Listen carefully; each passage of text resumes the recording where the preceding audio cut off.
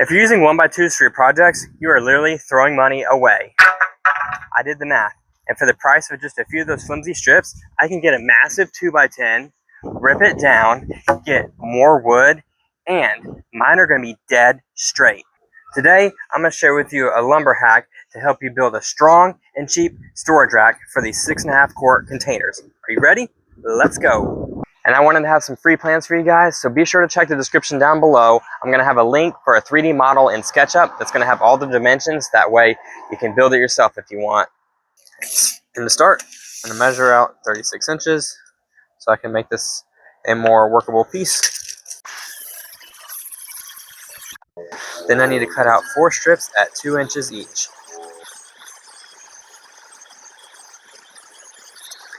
Then I'm going to rotate these and set my saw to 9/16 to account for the blade curve because I want these to be 1/2 inch. I'm going to cut 4 of these. Also, I forgot I left my crosscut blade on, which is why I am going so slow and making multiple passes. So, long story short, make sure you use a ripping blade for this part. And with those 4 cut, we're going to come back to our big board and start working on our vertical pieces. So we're going to pull down 27 inches, mark that.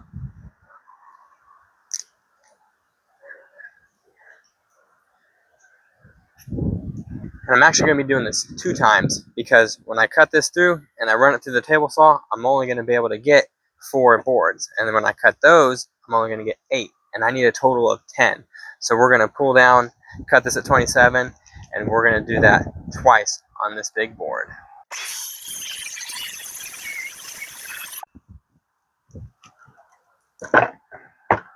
I know I'm outside, and that was a big bonus for me.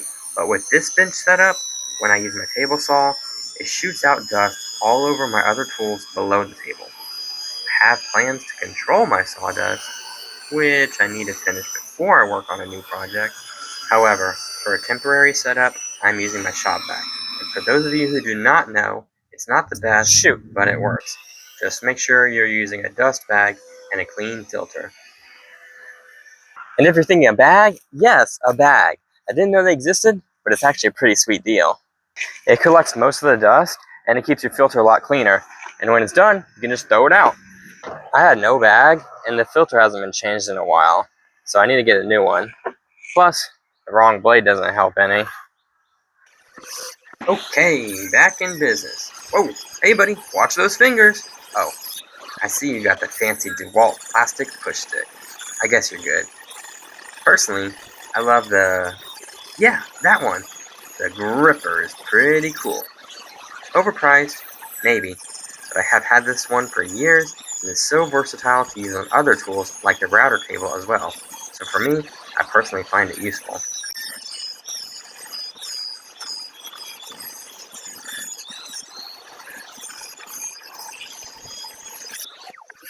You know the drill. Rip these down 9/16, and I'll meet you guys right back here.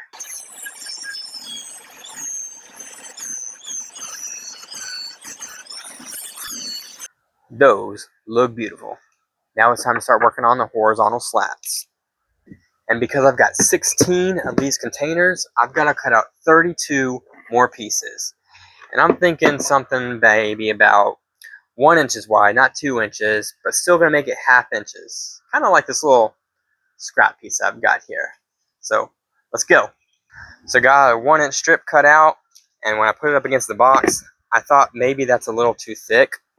So I went ahead and cut out a 3/4 inch, and looking at it, it looks a little too thin. But putting up against the box looks a lot better in my opinion. And this thing doesn't need a whole lot of weight. It doesn't need to be super strong. Maybe 5 pounds each. We're not going to have anything too heavy in here. And besides that, I don't want this thing being too big and bulky because we all know who's going to have to move it 5 or 10 times. So left over, we've got 27 by about 5. And then we've got 30 by 9.5. So if I cut these all at 1/2 inch in width and 3/4 inch thick, that could give me, I could get 18 across. I could get 36 of these and still have some left over. So I think I'm glad that I like the thinner boards. So let's go ahead and rip these down and I'll show you guys the assembly. Alright, everything's cut and sanded. I've got 36 runners here. I got my 4 horizontal boards, and I've got 10 of my vertical boards here. And I did say assembly, but I decided to get a little fancy here, and I want to kind of put a little chamfer on the edge of these and kind of make them on the verticals, make them kind of like an eye, if you can see that. And this is just a little scrap piece. So we're going to run this through the router and go from there. And I'm not going to do it for every piece. I'm just going to do it for these outside pieces here. And I don't want it to come all the way down, so I'm just going to get a piece of tape. And that's what I'm going to use to measure my entry and exit points. Put a piece on each of the ends like this. So I'm going to turn my bit so the widest part is out here and line that up with this piece of tape. And that will be my starting point.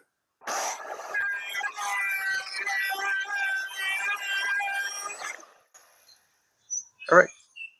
Yep. Just got it kind of right before that. And pretty close on the other side too. Alright, so flip it over. Do the same thing.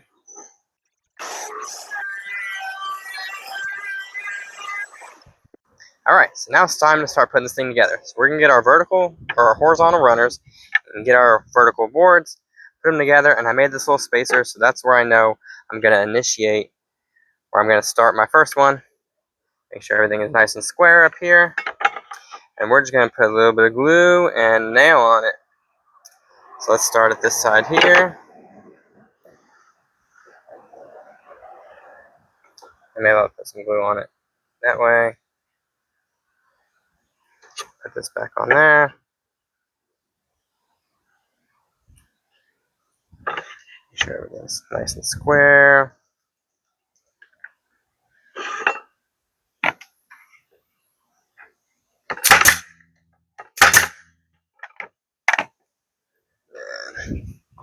Same for this one, and we're just going to work our way up. And so the first one is a 4.5 inch spacer, but all the rest of them I'm going to have 6 inches and then the 3/4. So it's going to have about 6 3/4 in between each of them. So the first one, if you're following this, is a little bit different than the top, or the rest of them, should I say. But same concept, get your spacers so we can just keep repeating this, put some glue on it, and then we'll nail it in. Just want to make sure, checking for squareness, because when you're doing your first few ones, it might come out a little bit, and this looks pretty good. I just wanted to make sure. Pop this in here. Good. Let's go with the rest. And for all the middle racks, I need to have both sides done, so I'm going to do one on that side, one on the other side, like that. Alright, so now we've got all the vertical ones built. Now we need to attach the horizontal boards, and there's probably a few different ways you can do this, but I got these little 90-degree clamps to kind of help hold it up, so that way I can just get this bottom one glued and nailed into here, and then we'll flip it over and then do the top, and then we'll work our way through the middle. So I'm starting with the left side, working on my way to the right.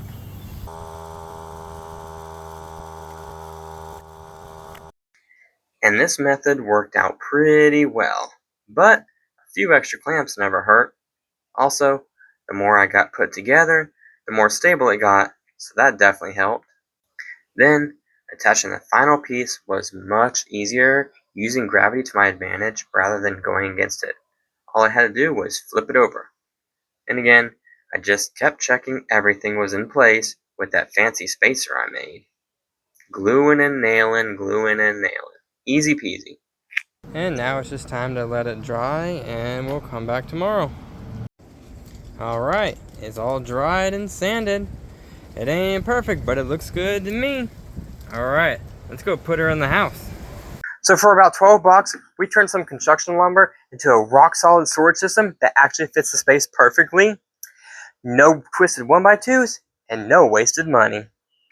Well, boss says it's going in the closet. I can't believe it. All that hard work, and we're just going to hide it. But it does save a lot of room, and it looks a lot nicer than those other buckets we were using. If you have a favorite lumber hack or a different way you save money on shop projects, drop it in the comments. I'm always looking for new tricks. And if this video helped you save a few bucks, hit that like button and subscribe. I've got a lot more simple builds coming up to get this shop organized. Thanks for watching, and I'll see you in the next one.